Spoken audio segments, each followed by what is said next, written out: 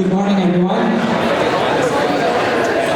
On behalf of the DataCon LA organizing committee, we would like to welcome you to DataCon LA 2024.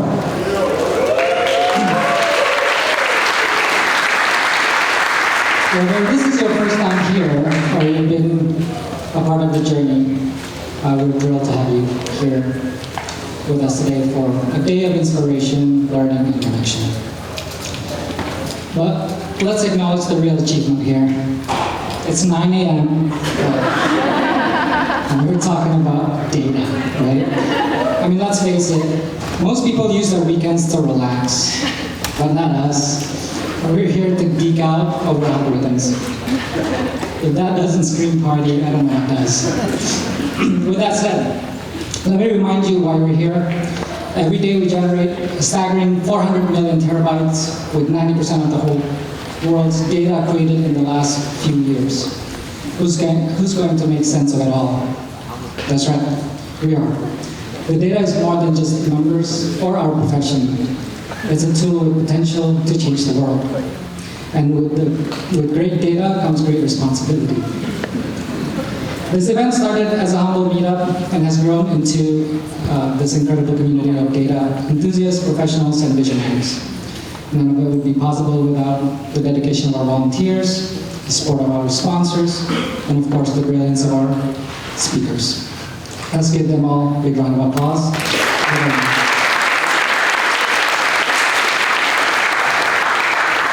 So before we dive into today's keynote sessions, here are a few housekeeping items to help you make most of your experience. You'll find the schedule, talk details, and speaker bios on our website, www.dataconla.com.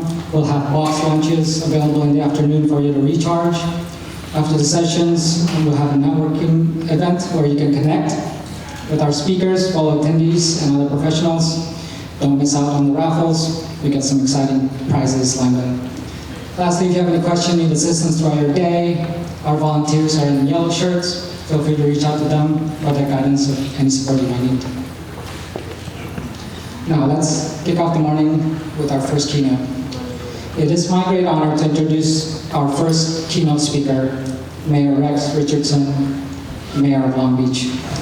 Rex Richardson is a husband, father, and 29th Mayor of Long Beach. Mayor Richardson's history in Long Beach is grounded in empowering communities to have a seat at the table. On the national level, Mayor Richardson serves on the advisory board of the United States Conference of Mayors.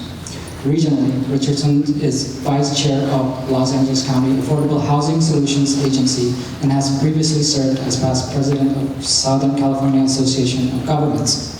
His track record of pursuing positive change for his community has left an indelible mark on the entire city. He has continually worked alongside neighborhood leaders to bring vital public safety, economic, and community investments to Long Beach. Mayor Richardson and his wife, Dr. Nina Richardson, are proudly raising their two young daughters, Alina and Mila, in the North Long Beach community. He believes that everyone, no matter their circumstance, deserves the opportunity to thrive. Please join me in welcoming Mayor Rex Richardson.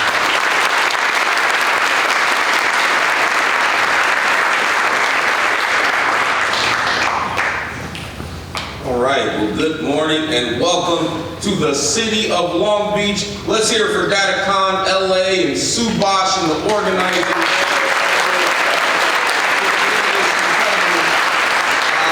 Convening into the city of Long Beach. I know it says DataCon LA, but today is DataCon LB. That's right. I want to just recognize. So I'm not a data person. I am not a. I didn't, grow up learning about, Python and all those things. And I was an Excel guy. But my wife, Dr. Nina Richardson, is pretty familiar with DataCon. She helped organize DataCon in Los Angeles when she was associate director of the MSBA program at USC for all those years. That's right. So she brought us to Long Beach, and when she heard that Long Beach State was collaborating with DataCon LA, she flagged it. She said, hey, this is a big deal. So what's the big deal, honey? We're bringing data scientists to Long Beach. I said, okay, we can get with that. We'll make sure that we're there to support this effort. So we are certainly honored that you have chosen the city of Long Beach and the great Long Beach State to host this incredible event. And I think you made the right choice for a number of reasons. I'll tell you, Long Beach State is an incredible institution. It is an institution that believes in equity and inclusion and access. Here in Long Beach, we make that real through the Long Beach College Promise. That is a program that says, if you attend Long Beach Unified School District and you make your meaningful progress, you meet your minimum standards at Long Beach Unified, we save you a seat here at Long Beach State. You automatically get in. Now, why is that a big deal? I'm the mayor of Long Beach. I didn't get into Long Beach State, right? This is the most impact. This is the flagship of the California university system, which is the largest university system in America. And this is the flagship here at Long Beach State, one of the top applied to universities on the West Coast. And we make sure that every student that meets minimum standards in Long Beach Unified has the opportunity to attend Long Beach State. But let's say that you choose to go the community college path for affordability or access or whatever reason. Through the Long Beach College Promise, you get 2 years free at Long Beach City College as well. So here in Long Beach, we walk the talk of access to higher education in our community. Also, that's right.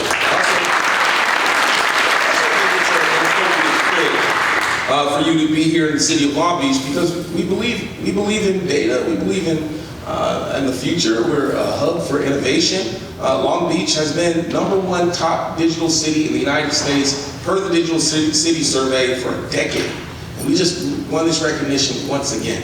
And it's because we lean into data and we understand the future and we want to make sure that we deliver better services for our residents. That's important to us. And built into the very fabric of even our private sector in Long Beach.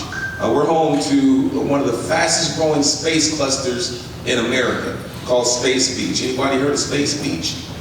Here in Space Beach, we're home to some of the most exciting companies that are innovating and driving the privatization of space here in Long Beach.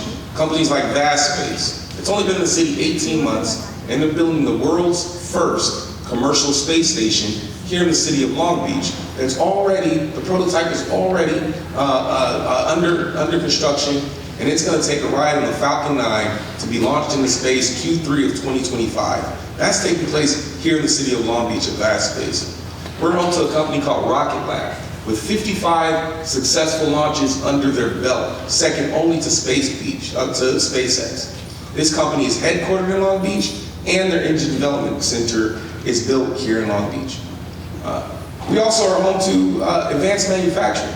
We are a proud working town with a port, with working families that want their children to be able to grow up and achieve their highest and best potential. And we have deep roots with aerospace, all the way from when the DC-9 and the C-17, thousands of planes built right here in Long Beach. So as we move forward, we're continuing that advanced manufacturing focus in our community. Most recently, we announced that Ford Motor Company, who once 75 years ago had a plant here in Long Beach and moved out of California years ago for one reason or another. Some of their leadership went to China and saw some of the advancements they're making on electric vehicles and said, we've got to speed it up. We've got to make a real difference here or we're going to be out of business. So they made a big bet on establishing what's called a Skunk Works team. That's taking innovators and assembling a team and moving them outside of the traditional corporate environment and placing them somewhere cool where they can innovate. Well, that someplace cool that they selected was the city of Long Beach.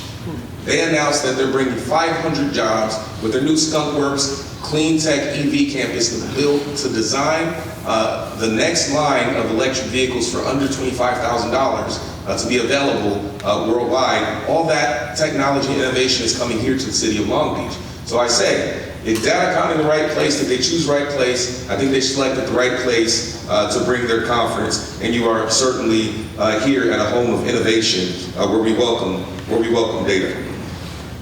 But I also say, there is sort of a natural tension between government and data. I would say we're slow to sometimes in government embrace artificial intelligence. But I think we're getting there because I'll tell you, there's no real, AI so far has not been able to compete. Artificial intelligence cannot necessarily compete with just natural stupidity. And we see a lot of natural stupidity. You don't need anything artificial for that. And so we're embracing artificial intelligence because it helps us to deliver better services to our residents. So, I'll tell you as an example, we launched our Smart Cities survey initiative, Smart Cities initiative in 2019. The goal was to better engage our city and use data to deliver better services and sort of address challenges. So we're exploring things like, if we know that we spend a significant amount of resources on cleaning up our city, 5,000 mattresses a year, just picking up mattresses and painting out graffiti, how can we best use, which is what I would define as natural stupidity, but how could we utilize data and AI to better use our limited resources to anticipate when and where the hotspots of graffiti and the hotspots of dumping are going to manifest, so we can be more efficient in our resources and how we deploy those things. Another concept, every week, people count on their cities to simply do the basic work of picking up your waste.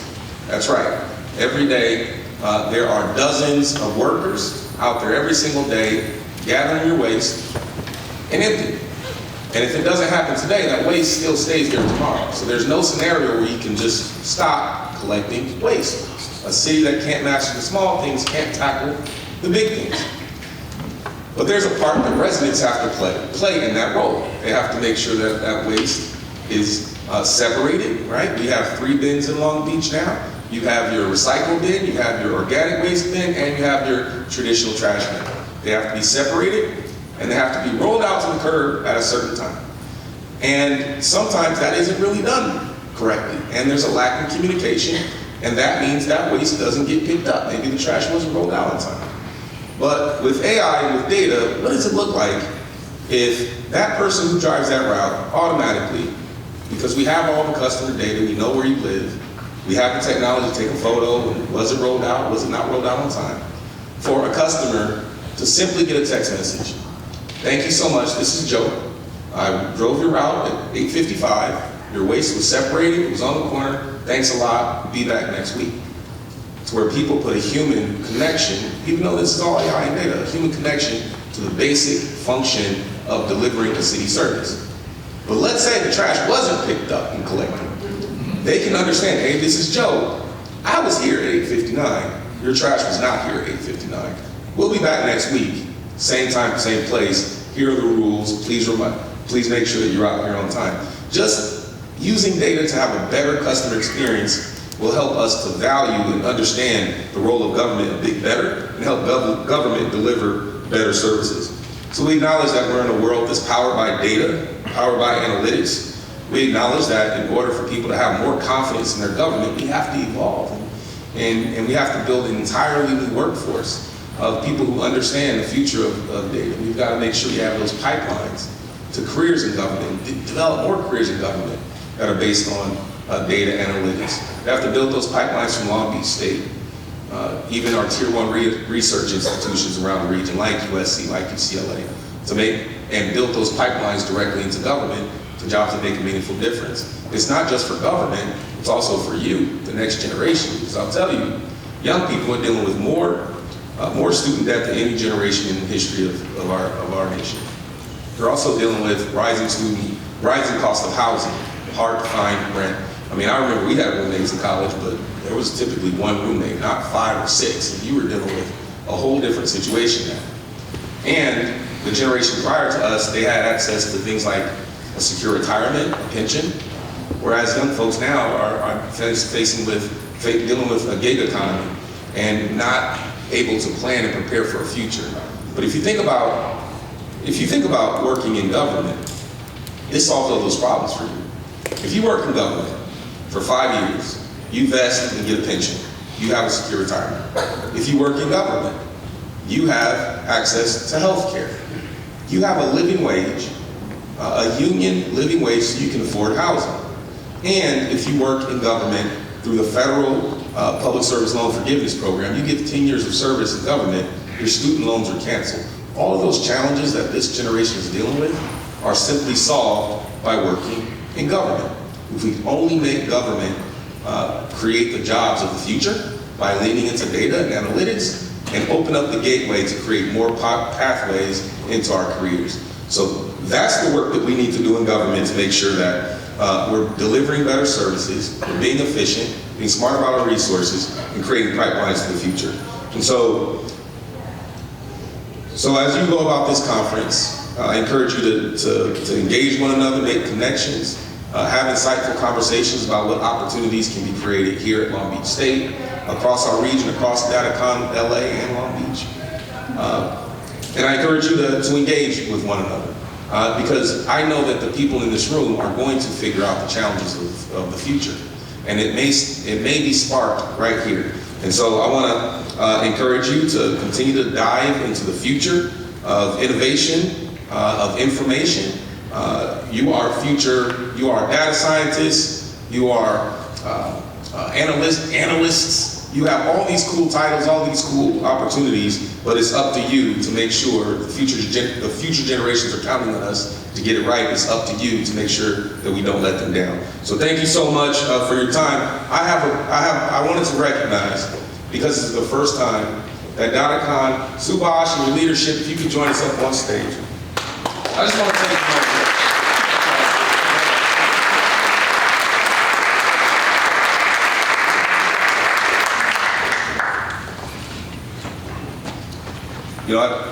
I think this is, when we talk about this data stuff and analytics and statisticians, we can't operate. There's stuff in government we can't do, but there's some stuff that just doesn't work. Like if we go out and say, we didn't get your trash, we missed it by, the trash truck missed it by a meter to the left, the next trash truck misses it by a meter to the right, and then the third trash truck comes and says, that's okay, well, on average, you got the trash. The trash is still there. So there are some practical uses that we have to figure out. But this is a proclamation from the city of Long Beach recognizing you, Subhash, all your founders, all your leaders, for creating Southern California's premier data conference, now marking its 12th year. And this event has grown from a modest gathering to the largest conference of its kind in Southern California, bringing together tech enthusiasts, professionals, and innovators. And whereas each year DataCon partners with local institutions and thought leaders to promote awareness and insight around data, AI, and machine learning, this conference features workshops, panels, sessions that inspire new ideas and applications within the data and AI communities. And whereas the conference brings together anyone from high school students to seasoned industry professionals and mayors for knowledge sharing and networking. And whereas the event has started as Big Data Camp LA back in 2013, emphasizing the importance of data-driven decision-making, products, and innovation in all fields. Now therefore, I, Rex Richardson, Mayor of the City of Long Beach, thank the DataCon LA for hosting its 12th annual conference and for their unwavering dedication and service to their community. On behalf of the City of Long Beach, congratulations.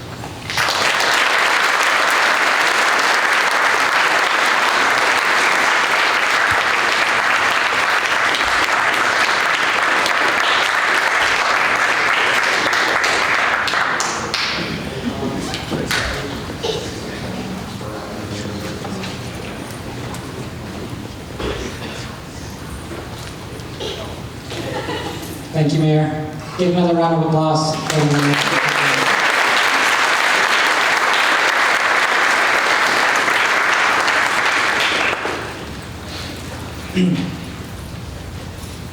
Next, I'm excited to introduce Dr. Lucy Satyanathan, Vice Provost for Academic Planning here at CSULB and a champion of student success. Dr. Satyanathan has spent his career breaking down barriers and creating pathways for students in STEM fields. His work in strategic planning and academic leadership has transformed institutions and opened doors for countless students. Let's give a warm welcome to Dr. Satyanathan.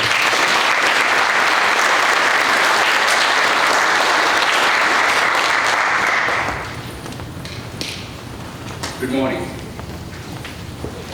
I see you can hear me. I use this mic anyway.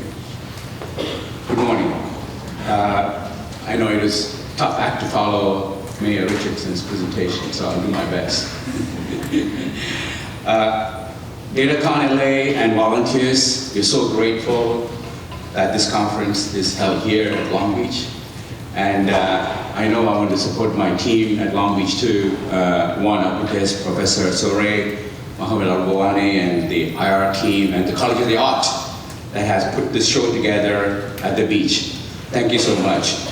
This is an inaugural conference at Long Beach, and I believe you will all agree that this is where DataCon should belong, don't you? Just a background with what Mayor Richardson was saying, that Long Beach State has an application of 120,000 applications coming to this campus.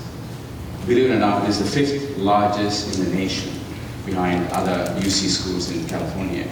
And we also have one of the largest transfer application volumes in the nation. It's unbelievable that we are in such a space that you have the ability to influence so many. And with those applications, yet we guarantee admissions to our local schools around us, about 20 or 25 high schools. If you attend one of those high schools, and if you meet the minimum, you have a guaranteed spot at Long Beach State.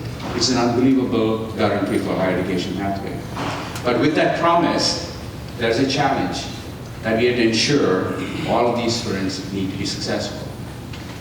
The pathway to higher education is important, but also a pathway to success is equally important in placement. So this is where I pivot to our data and your meeting here at this conference. The rapid growth of data gathering has our ability to harness power of data in shaping industries and driving innovation and advancing society. In an era where data is often referred to as the new oil, the ability to harness and leverage data efficiency is becoming a critical differentiator for organizations and across the globe. Today, industries that have access to vast amounts of data from various sources have a competitive edge compared to those who do not. Also, those with knowledge and technology to analyze correctly can improve deep insights and drive more informed, accurate, and timely decisions. One space where data-informed decisions can profoundly influence our society is improving higher education processes. As much as we would like to think that higher education is data-rich, it is highly siloed and significantly lacks behavioral data. Understanding student behavior, preferences through data analytics could allow us to tailor interventions, services to meet students, and more precisely provide pathways for success. Personalized learning, customized student services, enhanced student placements are just a few ways data-driven insights can prepare our future citizens. Companies like Amazon, Netflix have leveraged data not only to improve their existing services, but also to innovate and create new business models. To improve